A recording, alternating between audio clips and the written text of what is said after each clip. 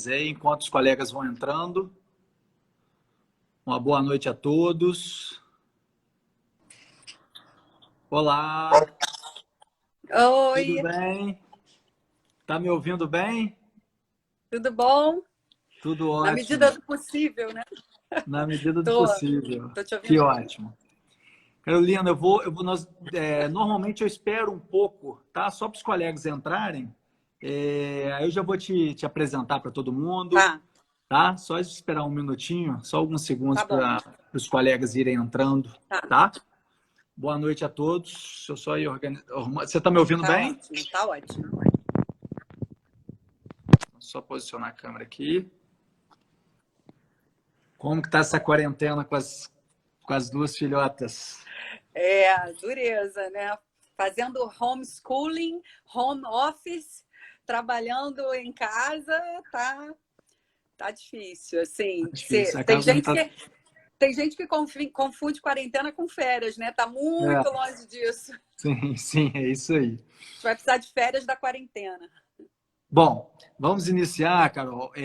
Para apresentar primeiro a Carolina. Carolina Minsen é uma advogada, uma colega nossa, casada. Ela vem de uma família de médicos, casada com cirurgião plástico, ou seja, ela vive o meio médico, o mundo médico desde criança. Talvez seja por isso que ela, não sei, você pode até dizer para nós, Carol, que você quis buscar a questão do direito médico, né? Que é uma coisa que está crescendo muito, tantos processos estão acontecendo. E cada vez mais nós que não temos o conhecimento precisamos da ajuda de vocês para nos orientar vários caminhos que a gente precisa utilizar e pedir o apoio de vocês, né? Existem várias situações, não só processo.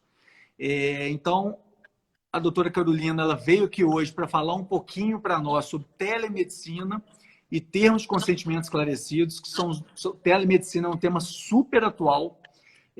Tá todo mundo, a partir do momento que foi liberado isso provisoriamente, aí você pode até falar depois um pouquinho sobre isso, Carol.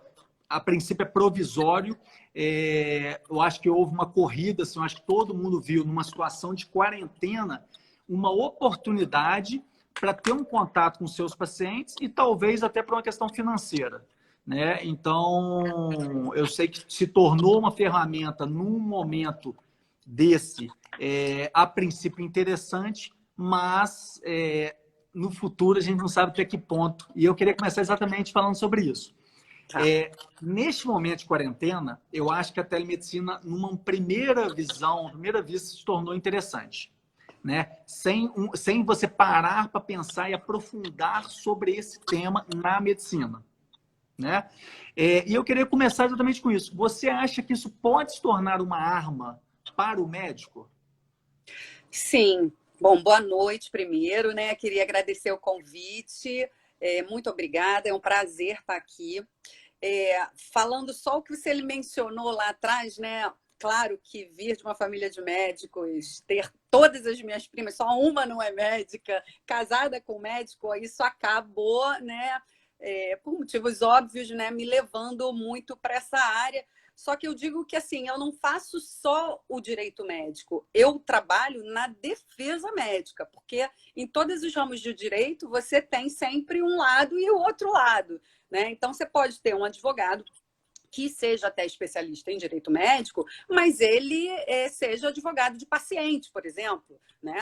Enfim, e como eu já faço isso eu parei de contar nos 20 anos, né? Como já faço há muito tempo, eu defini a minha linha nesse sentido, né? Então, como eu trabalho com a defesa médica, o meu viés, o meu olhar é sempre no sentido protetivo, conservador, para minimizar os riscos do médico, né?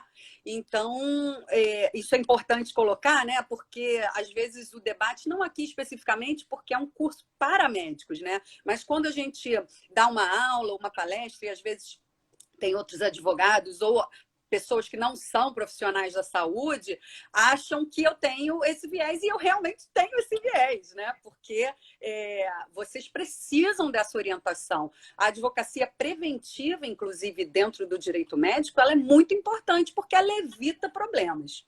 né? Então, vamos lá para a telemedicina.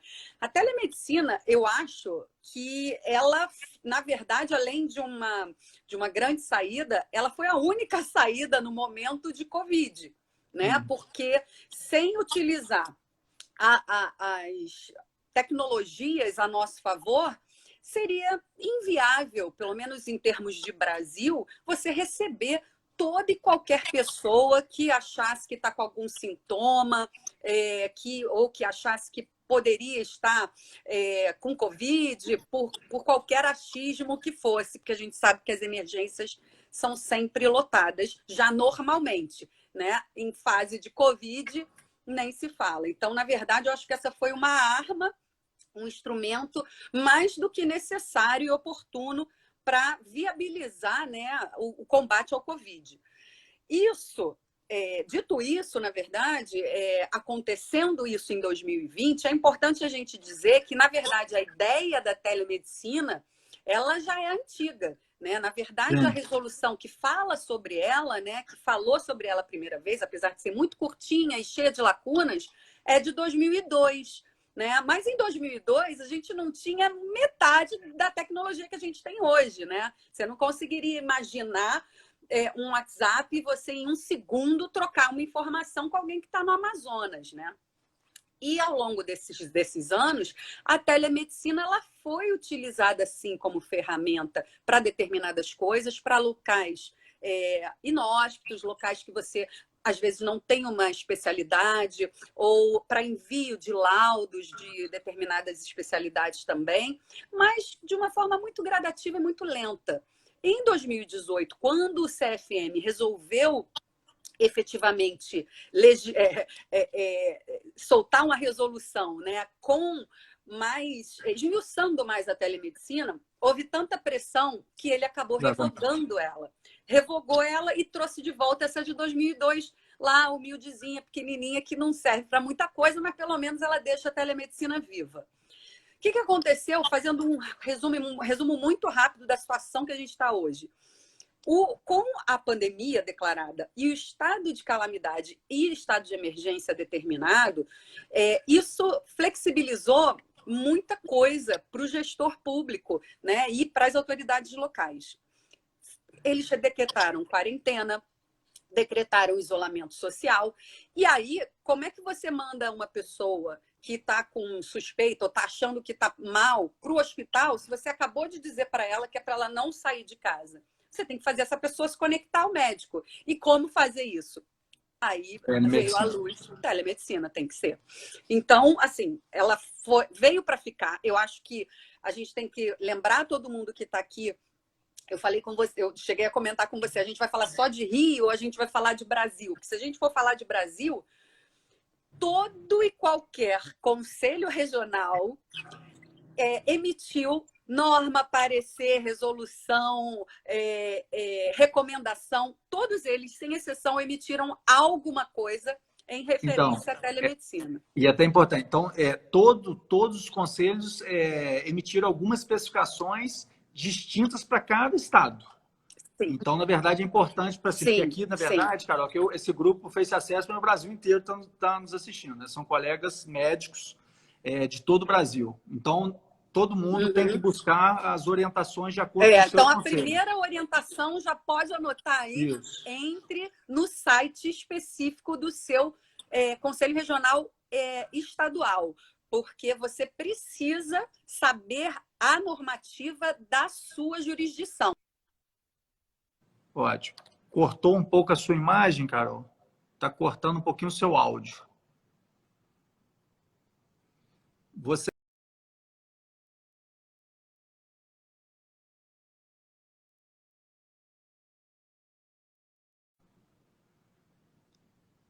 Se vocês puderem me dar um ok, se vocês estiverem me ouvindo, eu acabei de autorizar a Carolina de novo.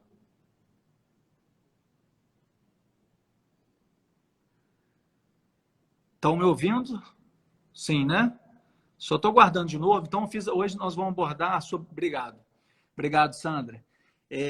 Sobre o tema telemedicina, que é um tema tão novo, né? Que a gente está explorando isso na nossa área, seja na dermatologia, cirurgia plástica, em todas as especialidades médicas. E eu iniciei perguntando isso para a Carolina. Se ela achava... Oi, voltou. Oi, Oi, ó, tudo desconectou, bem? isso. Isso. Então, se quiser, eu só estava falando, como tem colegas entrando, eu estava repetindo a pergunta que eu fiz para Tá, você. Pode continuar, tá. Carol. Tá, não, então, a primeira orientação então da noite já é essa. Entre no site do seu conselho regional, né, para que você tenha acesso à normativa que ele tem emitido. Pode ser resolução, pode ser portaria, pode ser recomendação. Isso, inclusive, ele é bem autoexplicativo. Os sites regionais,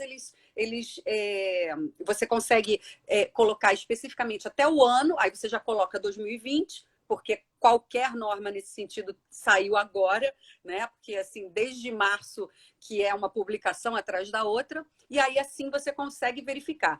E se você atende em mais de um estado, faça isso também no outro estado que você atende.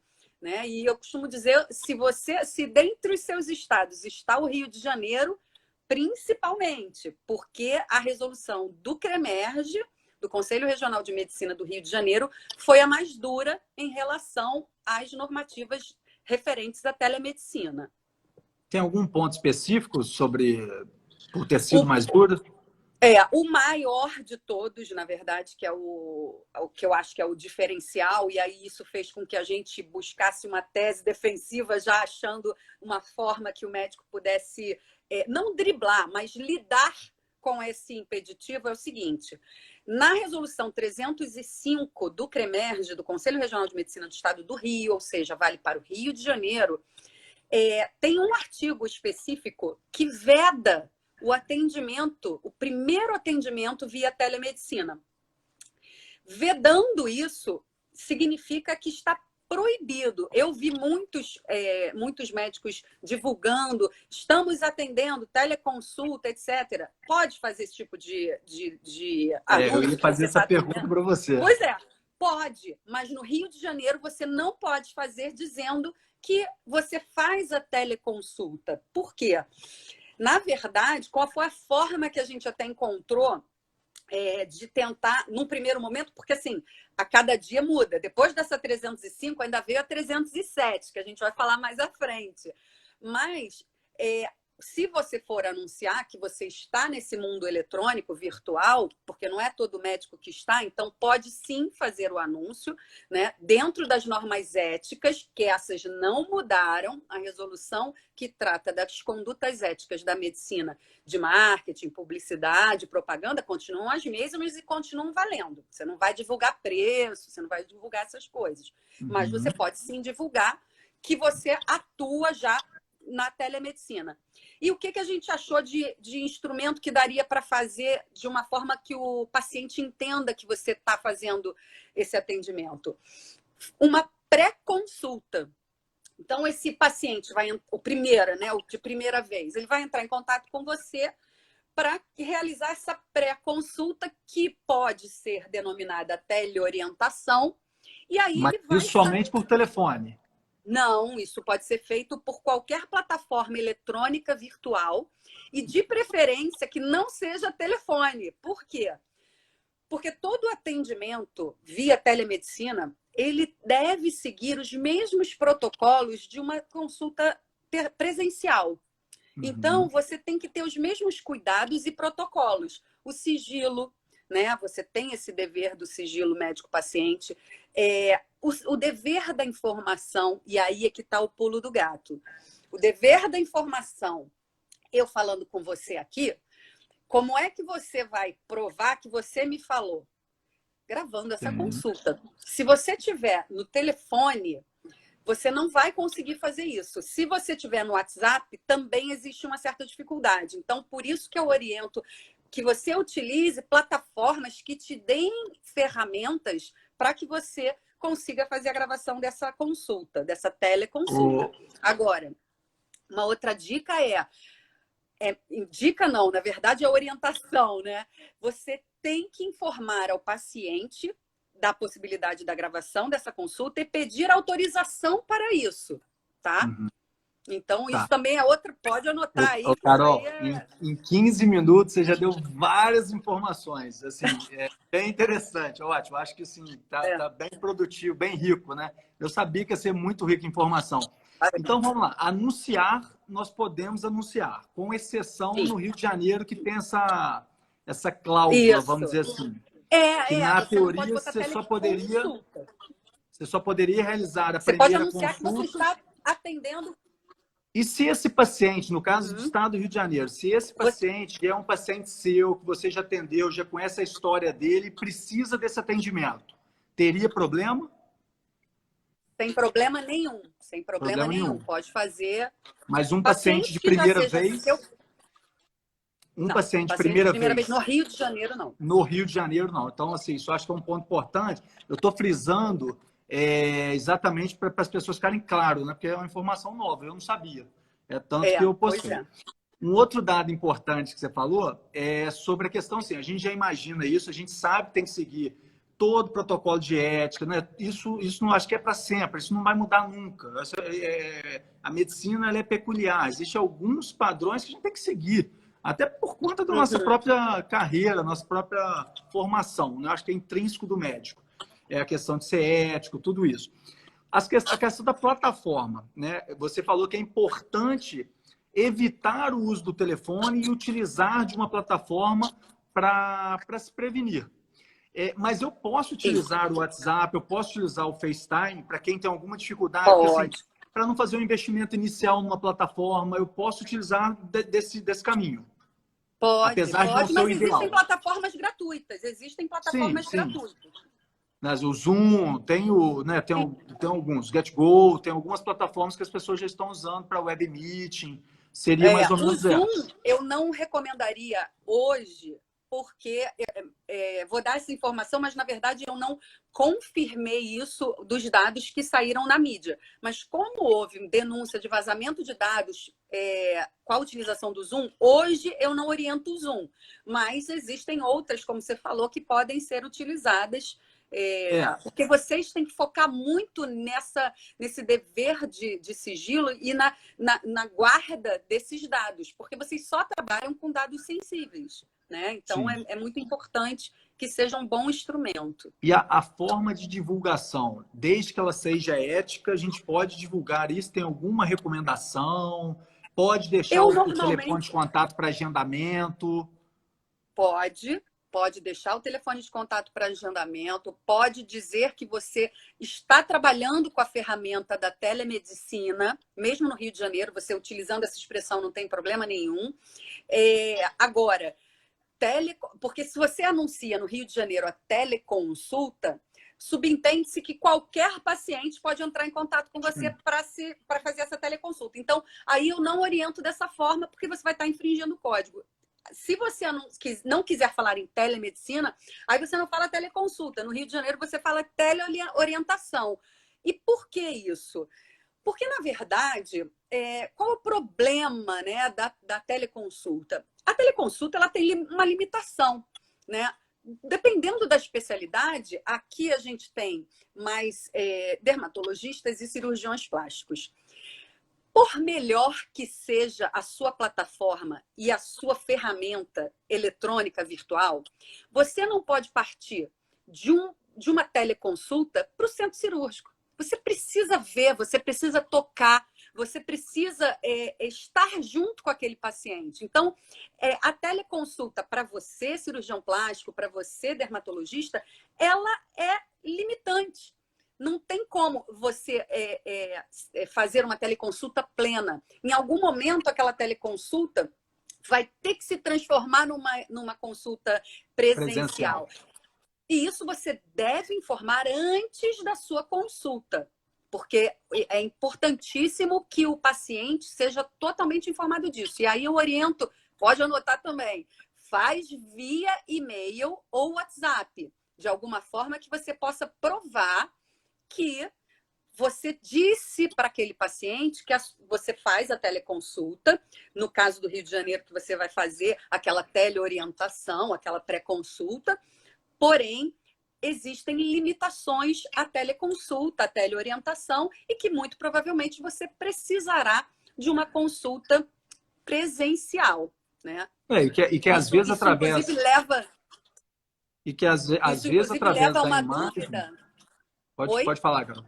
Não, e às Não, é vezes porque isso, através de uma inclusive... imagem, você não consegue fazer um diagnóstico também, dependendo do caso, né? De jeito nenhum. Você precisa... Porque por melhor que seja a sua imagem, entendeu? Você, para uma mama, para uma pele, um tipo de pele, ou um tipo de lesão, né? Ou uma cirurgia de nariz, você não consegue ver a proporção. Se eu chegar muito perto, eu tô grande. Se eu chegar para longe, eu tô... Não tem como. Você vai fazer uma avaliação de tamanho de prótese mamária?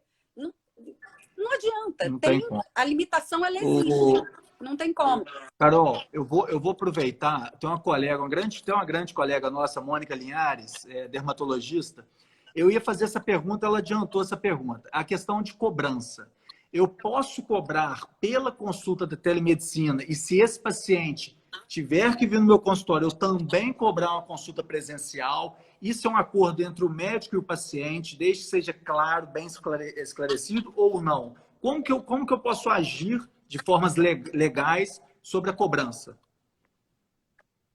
Então, primeiro, deixa eu esclarecer uma coisa que vocês têm que ter em mente e que, por conta de outros conselhos de outras classes terem feito normas no sentido contrário, o médico não pode oferecer serviço gratuitamente. Então, a pergunta, na verdade, é respondida ao contrário. Você tem que cobrar, você não pode não cobrar. Então, anunciar que está atendendo teleconsulta ou teleorientação de graça é infração ética. Ponto. Agora, se você vai cobrar... porque, por exemplo, se você fosse um psiquiatra e você está enfim, numa terapia e está num atendimento, você consegue fazer um atendimento pleno online e você pode cobrar full sem problema nenhum, né? Agora, se você é plástico, se você é um dermato e Carol, sabe... travou? Travou? Tá me Bom, eu ouvindo? tô Você te tá me... ouvindo. Tô te ouvindo bem. Tá. Pode seguir. Eu também estou te ouvindo. Se você sabe das limitações da sua especialidade, você deve informar isso ao paciente para que ele não fique questionando, poxa, mas se a sua teleconsulta não é uma consulta plena, se eu vou ter que depois ir para uma consulta presencial, eu não queria pagar exatamente o mesmo valor da sua consulta presencial. Por que não? Você vai investir tempo, você vai ter que fazer todo o protocolo de segurança com essa consulta, mesmo ela sendo teleconsulta, porque você vai ter que fazer prontuário igual, você vai ter que fazer atendimento igual, você vai perder seu tempo igual e mais uma coisa, é ato médico como outro qualquer. Então, a responsabilidade continua enorme. Não há justificativa para isso, para não ser cobrado ou para ser cobrado pouquinho porque a pessoa não teve que se deslocar. Isso é um momento sui generis. A gente está passando por um momento grave de emergência na saúde pública, de calamidade na saúde pública, né, em alguns lugares. Então, é por isso que está sendo feito dessa forma. Mas nada justifica você não cobrar, até porque isso seria antiético. Na verdade, a gente acaba ganhando, seja no direito ou na medicina, a gente ganha pelo nosso conhecimento, por tudo que a gente adquiriu de estudos, né? E essa informação com um diagnóstico preciso, com um tratamento adequado, veio através do conhecimento. Então, na verdade, a gente acaba vendendo conhecimento, seja no direito ou na medicina. Agora, eu posso fazer essa cobrança prévia? Deve. Deve. A minha orientação é que você deve fazer. Mas legalmente não teria problema nenhum. Ou seja, eu posso orientar essa paciente a fazer um agendamento como se fosse uma consulta presencial, fazer um pagamento pré, sem problema nenhum, naquele horário estipulado, eu vou estar presente por um tempo determinado, talvez esclarecido anteriormente, meia hora, uma hora, de acordo com a consulta que é cobrada, esclarecidos para o paciente, certo? Sem problema. Isso. Tudo por e-mail, tá? Ou por WhatsApp, por mensagem que você consiga depois provar que você passou essa mensagem para ela. Porque Pode. esse pagamento pode ser depósito, pode ser TED, pode ter cartão de crédito, pode ser o que for, mas esse pagamento, eu normalmente oriento sempre que seja antecipado, porque esse pagamento vai ser a confirmação daquela consulta. Né? E com esse pagamento e com essa confirmação, o que eu oriento também, esse aí pode anotar, porque isso é bem importante, é o seguinte: pegue uma resposta a essa sua mensagem, esse seu e-mail. Se o paciente não respondeu e pagou, por exemplo, você insista para que ele te dê uma resposta. Recebi e entendi as orientações, no mínimo, Entendi. porque você não vai conseguir pegar uma assinatura, né, desse paciente. Então, Tá. você precisa de um feedback. Tá. Deixa eu fazer uma outra pergunta sobre a teleconsulta. Você falou que, na verdade, até deve gravar, né? Mas eu posso fazer uma gravação. Se eu estiver usando a plataforma, eu conseguir gravar essa consulta, você acha Pode, interessante? com autorização. Com autorização Com prévia. autorização do paciente. Isso. Mas eu posso gravar. Pode. Né? Tá. Seguindo isso, Pode. Você falou que eu tenho que fazer a documentação igual uma consulta presencial. Né? E como que eu sigo isso? Porque se eu tô conversando com o paciente pela telemedicina, presencialmente aqui no online, eu depois que eu desligo, eu posso sentar e preencher no prontuário eletrônico que eu tenho na minha clínica? Mas é difícil garantir que essa informação porque isso também é um pouco contraditório na minha visão. Porque acaba que a sua informação é diferente quando você faz um prontuário, um preenchimento durante a consulta, acaba que o paciente está participando do que você está. Pelo menos eu acabo de escrever, eu peço o paciente, eu leio para o paciente que eu escrevi no final e peço ele para assinar, que são orientações que vocês até dão hoje sobre a consulta, né? A importância do que você escreveu, o paciente está ciente do que você escreveu. No online, acaba que você faz isso depois, mas tudo bem, não tem problema. Não tem problema, porque você gravou. Tá gravado. Não, mas eu falo assim, mas e quem não gravou? Mas quem não gravou? Quem utilizou, por exemplo, o WhatsApp, fez um FaceTime, não tem uma plataforma ainda que conseguiu gravar? Então, por isso que eu oriento não fazer com essas plataformas de WhatsApp ou telefone. Em caso de necessidade, não tem jeito, vai fazer. Mas o seu prontuário, ele não vai ter o ok daquele paciente. Né? Então, realmente, por isso que eu digo que a teleconsulta, ela gera um risco muito maior para o profissional. Ele não pode nunca deixar de cobrar e cobrar direito, porque ele está ali se colocando num risco maior. Né? Então, é muito importante que você tenha essa comprovação, né, de que aqueles dados foram efetivamente dados. É claro que um prontuário, a gente sabe que é um documento unilateral. Então, assim, mesmo que você tenha o protocolo de escrever e de pegar a assinatura do seu paciente no que você escreveu no prontuário, o prontuário ele é seu. Então, na verdade, por que eu normalmente, aí essa é uma orientação que eu sempre presto nas minhas consultorias preventivas, por que a anamnese, eu, advogada Carolina Minsen, oriento aos meus clientes a deixarem que o paciente preencha a anamnese e assine. Por quê? Porque aí sim, aquilo é uma declaração daquele paciente dizendo que ele não tem nenhum problema de saúde, que ele não faz uso de drogas. Por exemplo, em clientes dermatologistas, a gente bota especificamente na anamnese se a pessoa já fez uso de metacrilato e aonde fez, né? Porque a gente já teve problemas com insatisfação de resultado, porque aí a gente vai para a questão da estética, que é um grande problema. A gente enfrenta aí um dever de resultado, então deixa a gente mais vulnerável ainda, portanto, toda precaução é pouca, né? Então, nesse caso de teleconsulta, a gente não vai conseguir fazer isso. Só se você mandar por e-mail, por isso que eu falo que o e-mail acaba sendo uma ferramenta muito importante. E você mandando por e-mail e aquela pessoa te respondendo, ok. Agora, não sendo isso, se você não gravar a sua consulta, você não vai ter provas robustas de que aquelas informações foram trocadas, entendeu?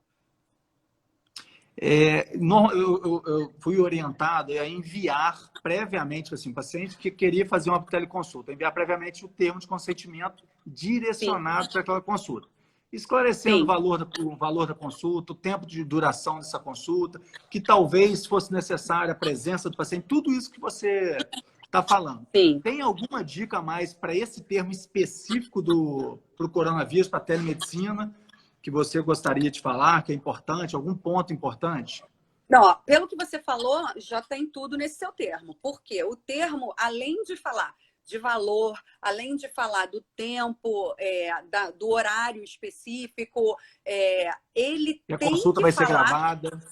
Exatamente, ele tem que falar das limitações daquela consulta. Porque qual é o problema? Eu acho a teleconsulta, né, a teleorientação, maravilhosa, porque às vezes você está querendo ir naquele médico, mas não conhece ele, e aí você, numa primeira consulta, você tem a possibilidade de trocar uma ideia, de ver se você gosta ou não. Tem muito de empatia, né? Você escolhe o seu cirurgião, o seu dermatologista, enfim, pela também se aquilo deu, né, deu uma liga, se aquilo foi legal, você sentiu confiança. Então, às vezes, você marca a consulta, pô, fiz a consulta, mas não gostei dele, não vou lá.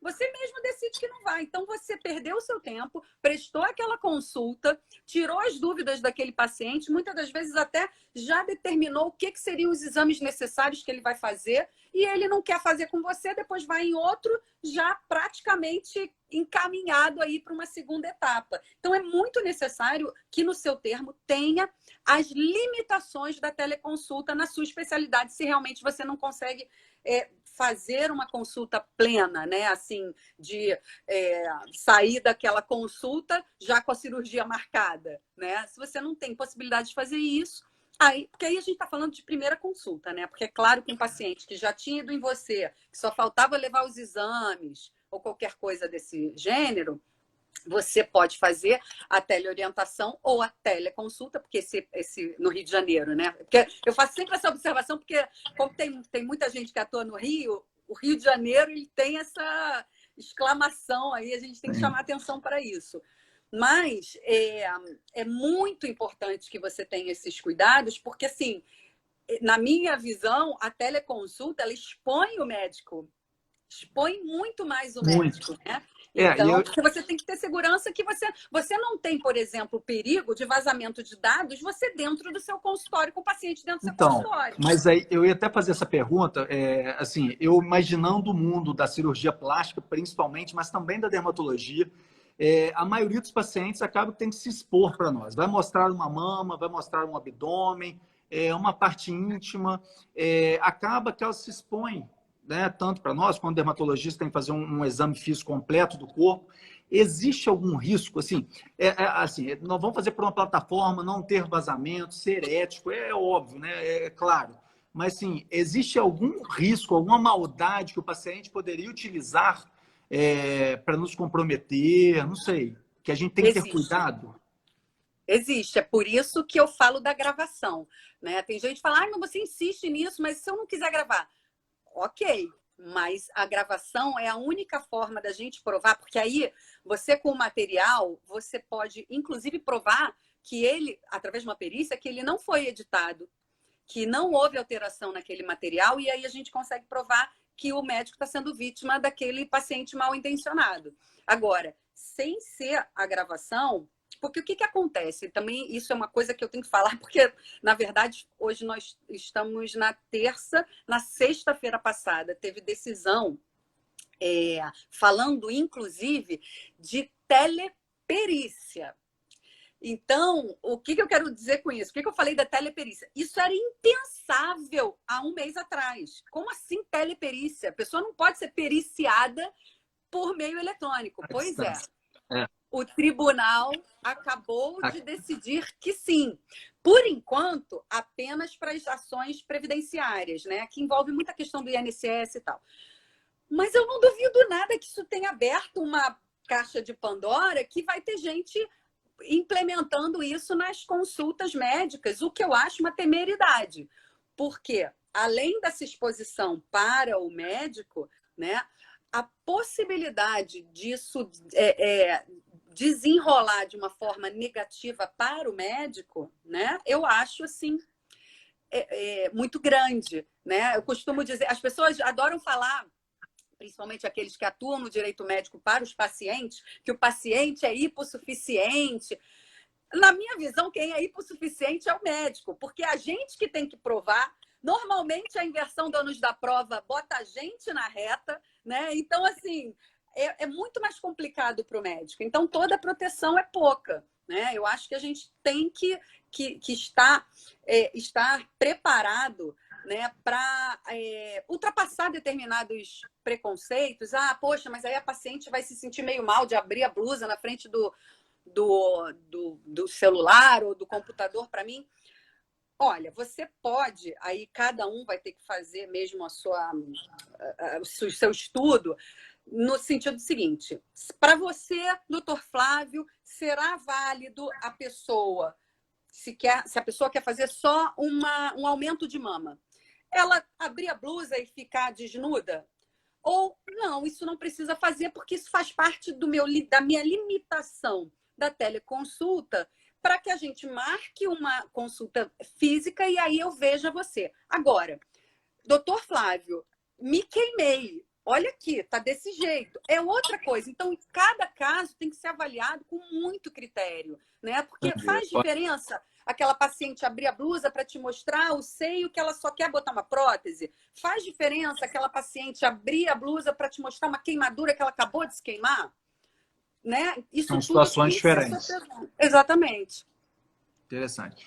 Carol, eu conversei com você previamente, aí eu queria que você explicasse um pouquinho sobre o cadastro do governo. Porque, assim, quando saiu que o Mandetta falou que tinha que fazer o cadastro, que era obrigatório, aí todo mundo, em todos os grupos, começou a falar que loucura, eu não tenho 10 anos que eu não faço mais clínica médica, eu já esqueci tudo, eu não sei entubar, eu sou especialista, tenho medo, sou do grupo de risco. Bom, criou nos grupos, nos nossos grupos médicos, né? Todo mundo falando. E aí depois acabou que o próprio Ministério ele aliviou. Falou, não, é mais um cadastro, e caso precise, a gente sabe todo contingente que a gente tem. E na verdade é obrigatório. É obrigatório. Eu fiz, na época que isso aí deu muito pano para manga, né? Como eu sou casada com o médico, essas questões de WhatsApp eu acabo sabendo que estão acontecendo, e tenho muitos clientes, né, que na hora ligam e mandam perguntas e tudo. Eu cheguei a fazer até um vídeo sobre isso. Alguns que eu fazia nos stories, eu passei a fazer no feed, deixar lá no feed para facilitar, porque era cada publicação uma coisa diferente, então ficava difícil até manter atualizado. Nesse cadastro, podem, assim, do mesmo jeito que todo mundo tem amigo médico, todo mundo também tem um amigo advogado, que podem ter um entendimento diverso do meu entendimento. Mas, baseada na minha experiência de quase 2 décadas trabalhando nisso, de lidar diariamente com isso, eu tenho uma visão protetiva e mais conservadora pró-médico. Então, qual é a minha orientação? Faça o cadastro. O cadastro é obrigatório, sim. Digam o que quiser. O Mandetta, quando ele foi falar, ele deu uma aliviada, porque ficou esquisito, porque muita gente achou que já era uma convocação. Mas, na verdade, não era uma convocação, mas era, sim, uma norma que diz que o médico, né, o profissional de saúde, deverá se cadastrar. E o ente público, né, o administrador, ele tem direito a fazer isso, porque nós estamos num momento de exceção, né? Porque é um estado de calamidade, um estado de emergência na saúde pública, e o gestor quis fazer isso. Ele determinou lá quais as categorias, né?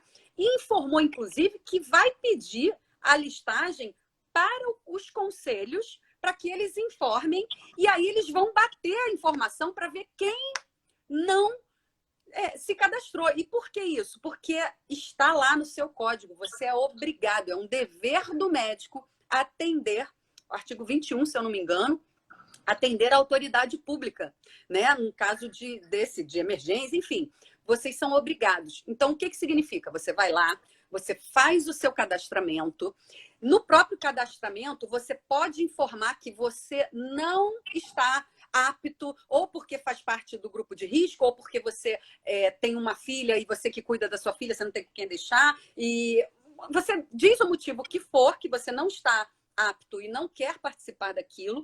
Muito provavelmente você vai receber um e-mail da confirmação daquele seu cadastramento e o direcionamento para o seu curso online, porque na verdade essa desculpa, né, ou essa justificativa, melhor dizendo, de que eu estou muito fora disso, eu não entro num CTI há muito tempo, ou eu não faço clínica, ou eu isso ou aquilo. Para isso, qual foi o pulo deles? Vamos cadastrar e vamos capacitar. Aí você vai fazer o curso, você vai receber um certificado que você está apto, porém você só será convocado se precisar. Mas aí entra a dúvida. Poxa, eles podem fazer isso? Podem.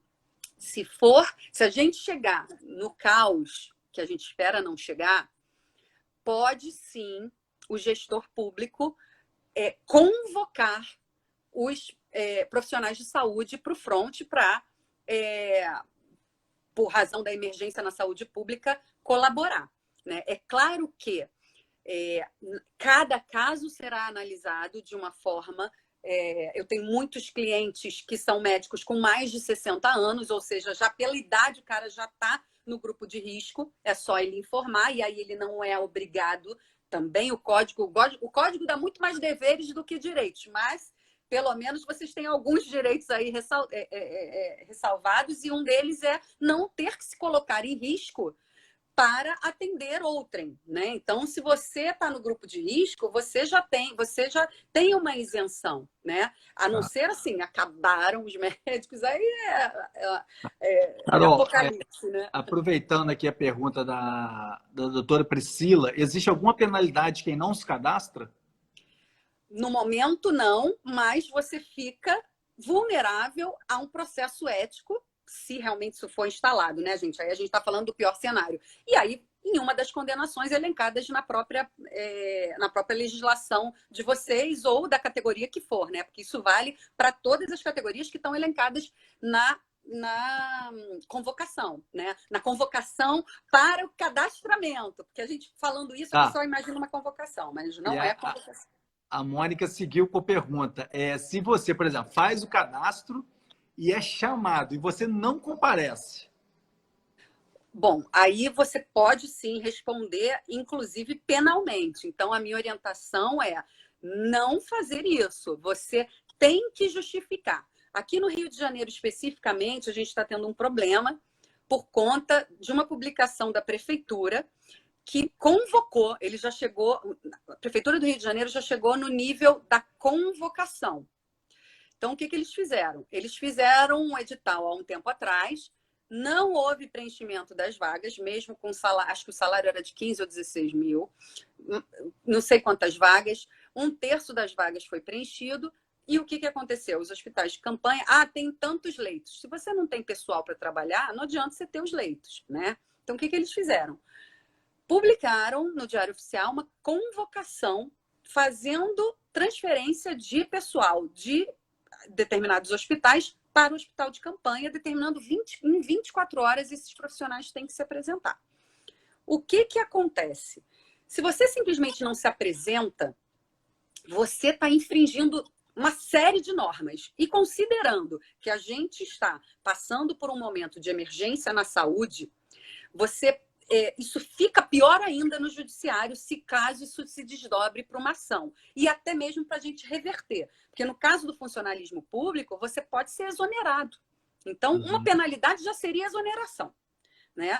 Porque você nem se justificou. Então, qual é a minha orientação?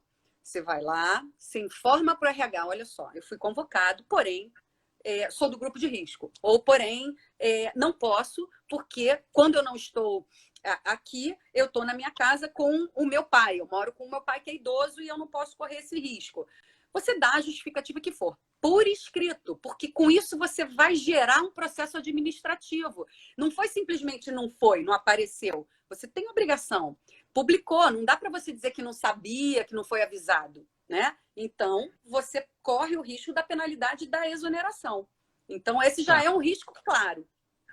O Carol, a outra colega, Juliana, ela pergunta assim, um médico residente, aí eu vou até ampliar essa pergunta. Um especialista, ele pode ser remanejado dentro de um hospital, não só falando de um concursado, mas, por exemplo, um hospital privado que você trabalha, não sei, no centro cirúrgico, você foi remanejado para emergência. Isso pode ser feito, seja no hospital privado ou no hospital público, um médico concursado? Isso é permitido? Pode. Isso é permitido. Mas, na verdade, só para tranquilizar vocês também, tudo isso a gente está falando num caos. Sim, num caos. Né? O caos instalado, você pode fazer, o gestor pode fazer sim. O gestor pode tomar hospital particular para colocar a serviço da saúde pública, pode fazer o remanejamento de pessoal. Em tese, existe uma... Sem o juridiquês, né? Mas assim, existe uma flexibilização, vamos dizer assim, dos direitos individuais em prol do direito da coletividade, né? Então, isso dá o poder. Na verdade, existem instrumentos jurídicos específicos para isso que eles podem chamar à tona, né? Para efetivamente dar a ordem, tem que cumprir e acabou. Agora, esses direitos individuais que podem ser suprimidos ou relativizados em prol da coletividade não esbarram nos direitos individuais fundamentais, ou seja, um médico que realmente poria em risco a sua saúde para atender, ele não vai atender, porque aí juridicamente você também tem outros remédios, seja mandado de segurança, seja uma ação pedido de liminar, enfim, aí com o jurídico você tem como fazer. O que não pode ser feito é simplesmente abandonar, nem vou. Não, vai sim e faz o seu requerimento dizendo, ou faz a sua justificativa dizendo que você não vai poder por motivo X, Y, Z, né? Mas é muito importante que isso... porque deixar rolar é sempre pior. Porque se tiver que arrebentar para algum lugar, essa corda vai arrebentar para o médico. Então, não deixe passar sem efetivamente oficializar, né, a sua defesa, né, a sua motivação, a sua justificativa. Tá. Carol, voltando aqui, termo de consentimento informado, né? Você falou de telemedicina, daqui a pouco eu vou fazer outras perguntas, o nosso tempo está correndo. Não sei, fala um pouquinho da importância. A gente fala muito, a gente escuta muito isso, sim. Tem que fazer termo de tudo, desde uma toxina botulínica, um preenchimento, um laser. É importante a sua defesa, mas, assim, se você puder esclarecer o tamanho e a importância disso para nós, eu acho que...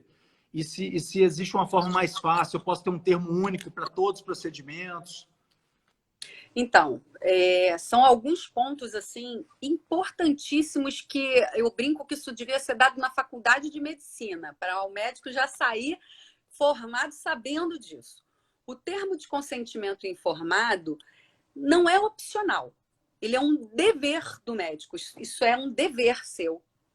Informar para o paciente todos os possíveis desdobramentos, possibilidades, orientações acerca daquele procedimento. Isso para qualquer um, seja neurológico, seja estético, seja o que for. Qualquer médico é obrigado a fazer isso. Só existem 3 exceções para essa relativização da obrigatoriedade do termo de consentimento informado. Uma delas é a urgência e emergência, o cara chega lá baleado, você não vai pegar o termo de consentimento dele, você vai ter que atender e pronto. A outra é o próprio paciente fazer uso do direito de não saber, que ele pode dizer, não, olha, doutor Flávio, ou doutora Aline, ou enfim, é câncer, tá, mas não quero saber, faz o que tiver que fazer. Mesmo para esse paciente, a nossa orientação é faça um termo onde ele declara que ele vai fazer uso do direito dele de não saber e que não assinará o termo de consentimento informado, porém autorizará que Dr. Flávio e equipe procedam toda e qualquer medida necessária para o atendimento. Isso aí pode anotar, diquinha de ouro. E a outra é no caso que também tem super a ver com o momento atual, é de tratamento compulsório. Por quê? Esse tratamento compulsório, ou tratamento impositivo, ele se dá principalmente naquelas doenças, né, transmissíveis e que podem gerar um mal à população, à sociedade em geral, né? A gente teve alguns casos que, apesar do judiciário ter tido os prazos suspensos no mês de abril, a gente teve muita movimentação, porque tem paciente que chega lá, testou positivo para o Covid, não quero ser tratado, ou não quero... não tem que não querer. Você tem que assinar, e se não assinar, eu vou chamar a autoridade policial. E a minha orientação para os médicos era exatamente essa. Informa no prontuário, informa, e que a pessoa se recusou. Tinha gente que não queria usar luva, que não queria usar máscara, enfim. Ainda tem que lidar com essas doideiras, né? Mas só nessas 3 possibilidades que o termo pode não ser recolhido. Agora, fora isso, não existe flexibilização em relação ao termo de consentimento informado. Para todo e qualquer procedimento que você vai realizar, o paciente tem que anuir. E o que é isso? Isso é a imposição aí do princípio da autonomia do paciente. E esse princípio é uma garantia do paciente. E quando eu digo que inegociável isso, é porque eu já tenho decisões judiciais que condenam o médico sem haver erro médico. Ou seja, na conduta do tratamento do ato médico não houve erro, má prática, mas ele foi condenado porque ficou comprovado que ele não deu a informação. E como é que você prova que deu a informação? Palavras o vento leva.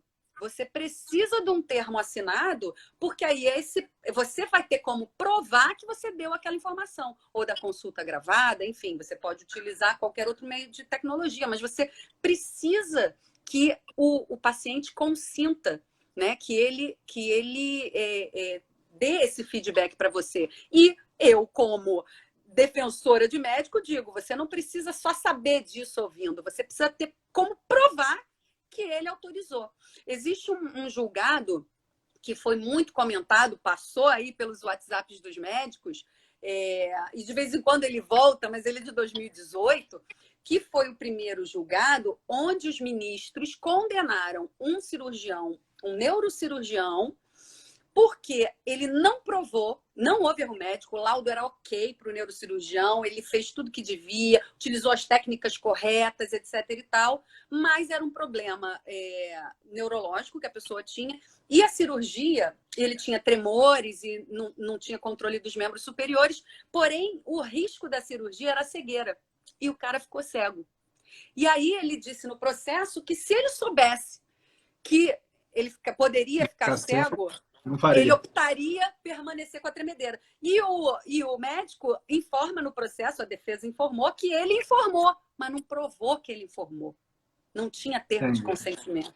Entende? Então, assim, o termo de consentimento informado é um dos, e se não o principal documento para a prova da defesa médica. Quando algum cliente chega no escritório sem termo de consentimento informado, o gato subiu no telhado. E de preferência... Pode até conseguir apresentar uma boa defesa, mas a prova é muito importante. E de preferência específico para cada procedimento, porque a gente vê muitos termos gerais para tudo, que na verdade não é o ideal. Não é o ideal, não. Na verdade, já é entendimento pacífico que não tem valor. É uma prova, como outra qualquer, mas na hora de ser sopesada, na hora de dar uma sentença, ele não vai ter o valor de um termo bem preenchido específico daquele procedimento. E aí eu quero fazer um parênteses para aqueles que trabalham com estética. Aqueles que trabalham com estética têm que dormir abraçado ao termo de consentimento informado, porque vocês trabalham com dever de resultado. Então, se você não apresenta, né? E aí eu digo, para o laser, sim. A gente tem processos de depilação a laser. Sim. Virilha é uma área que, nossa senhora, o que eu já tive de processo por conta de inflamação, por conta de má cicatrização, por conta de queimadura mesmo, a gente tem que provar que aquilo tudo foi dito e que o paciente assumiu o risco daquilo acontecer. Porque senão, na estética, a gente fica com com muito mais dificuldade de conseguir um êxito nos processos. Então, assim, não tem nem que... Não, nossa, todos e qualquer procedimento estético tem que ter um termo de consentimento livre, esclarecido, termo de consentimento informado, podem chamar de que for, bem escrito e específico. Carolina, nosso tempo está corrido, faltam 4 minutinhos. Tem uma colega que perguntou, a gente falando de telemedicina, se você faz uma consulta, tudo correto, termo de consentimento, mas a paciente vaza a imagem, ou seja, não foi você que não vazou através de você, mas ela, mal intencionada, fez um vazamento dessa imagem para te comprometer. Como é que você respalda isso? É a gravação, né? Na verdade, se ela fizer isso mal intencionada, é porque isso vai virar um processo. E aí cabe a nossa defesa demonstrar que não houve vazamento. Aí não só, né, através da perícia técnica, que vai ter que periciar se houve vazamento daquelas imagens, e aí entra a minha orientação, que, na verdade, não sendo advogada do apocalipse, que eu odeio isso, eu acho que o advogado tem que estar aí para ajudar, mas é que às vezes a gente fala o que a pessoa não quer ouvir, é que é um risco muito maior da teleconsulta por conta disso. A gente tem como minimizar os problemas, mas evitar que ele aconteça não tem. Você pega um paciente mal intencionado que faz isso, não adianta, você vai ter que responder o processo e vai ter que comprovar lá na frente que o vazamento não foi por sua culpa, entendeu? Então, assim, há uma exposição, sim, do médico. Então, vocês têm que... Aí, de conclusão, vocês têm que cobrar por isso, vocês têm que ter o maior cuidado possível, serem muito criteriosos nos pacientes, né? No Rio de Janeiro, principalmente em relação à questão da primeira consulta, evitar mesmo, se você puder. É porque, assim, a situação que a gente está, o enfrentamento que a gente está, como você falou lá atrás, impactou, inclusive, economicamente para todos os médicos, né? Então, assim, inclusive, uma outra orientação que é super importante, se você está retornando aos seus atendimentos, deixe muito bem publicado que você está seguindo todas as orientações das autoridades locais, das autoridades da sua jurisdição, porque isso o CFM deixou bem claro. Ele deixou a critério de cada regional a adaptação e a adequação de como tem que ser feito. Eu digo isso porque no Rio de Janeiro, por exemplo, se você atende em Niterói e na cidade do Rio, já tem diversidade enorme. Então é importantíssimo. Bom, Carolina, eu vou ter que interromper, porque a gente está no último minuto aqui. Primeiro, eu gostaria de te agradecer. Foi tão produtivo, você deu tantas informações preciosas. Obrigada, eu acho que foi bem dinâmico. Eu tentei fazer as perguntas, a maioria das perguntas dos colegas aqui. Tiveram muitas perguntas. Esse vídeo vai ficar disponível lá no grupo do Telegram. Então, eu já vou despedir de você, Carol. Entra lá na bio, cadastra, está no grupo do Telegram, vai estar disponível. Tem várias perguntas que eu fiz para a doutora Carolina aqui, que foi muito esclarecedor. Então, passo para os colegas que não conseguiram assistir hoje. Mais uma vez, gostaria de te agradecer muito, tá? Todo o seu conhecimento que você compartilhou. Carolina Minsen, gente, é advogada, especializou em direito médico, casado com um grande amigo meu, doutor Guilherme Miranda, que está aí nos assistindo. Um abraço para você, amigo. E foi um grande prazer, tá? Foi ótimo estar aqui. Obrigada. Talvez mais uma oportunidade, porque esse tema ele é muito amplo, né? Então, eu te agradeço muito. E uma boa noite a todos. Um beijo para você, beijo para a Aline. Tchau, gente. Obrigada. Beijo. Uma boa noite a todos os colegas que nos assistiu. Muito obrigado, hein? Uma boa noite. Tchau, tchau. Tchau, Carol. Tchau, tchau.